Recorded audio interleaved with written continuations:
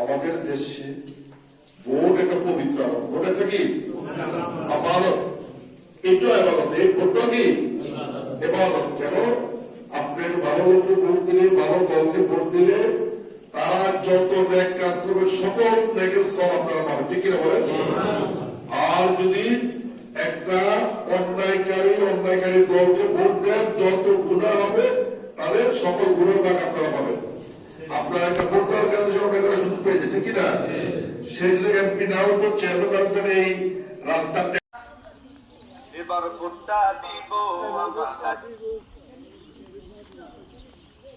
পাল্লাতে ভাই, এবার ভোটটা দিব আমরা দাড়ি পাল্লাতে ভাই, এবার ভোটটা দিব আমরা দাড়ি পাল্লাতে ভাই। তোমার আমার প্রথম ভোট ইসলামের পক্ষে হোক, তোমার আমার প্রথম ভোট দাড়ি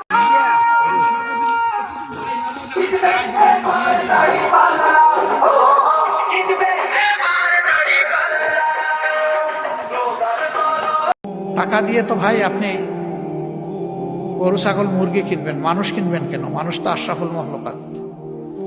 টাকা মানুষের দিকে বাড়ানোর মানেই হচ্ছে তাকে অপমান করা। এরকম কেউ মেহেরবানি করে করবেন না। আমরা তো করার প্রশ্নই উঠে না, এটা আমাদের প্র্যাকটিসে নাই, আমাদের চিন্তায়ও নাই, কল্পনায়ও নাই। আমরা এটাকে ঘৃণা করি। যদি আমাদের কথায় আস্থা রেখে একজন মানুষও ভোট দেয়, এটাই বুঝবো আমাদের সফলতা।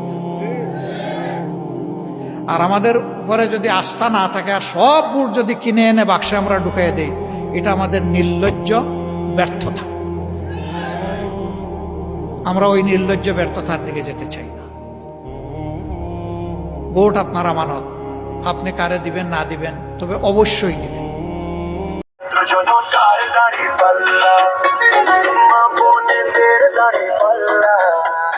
প্রবাসীদের দাড়ি পাল্লা, মালয়েশিয়ার দাড়ি পাল্লা, সৌদি আরবের দাড়ি পাল্লা, ওমান দুবাইয়ের দাড়ি পাল্লা, সিঙ্গাপুরের দাড়ি পাল্লা, কাতারের দাড়ি পাল্লা, আমেরিকার দাড়ি পাল্লা। মাশাআল্লাহ, আলহামদুলিল্লাহ। যে তো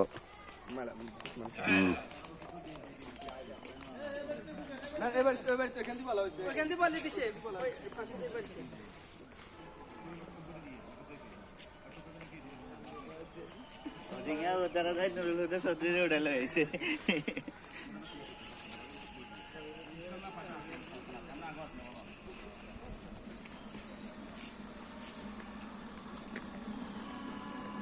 আপনাদের হিসে হিসে নিজের ভোট নিজে যে মুসলমান মানুষ দেখি যায়,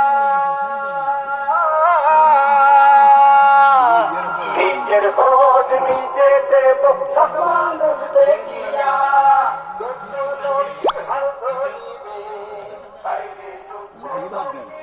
এটা তো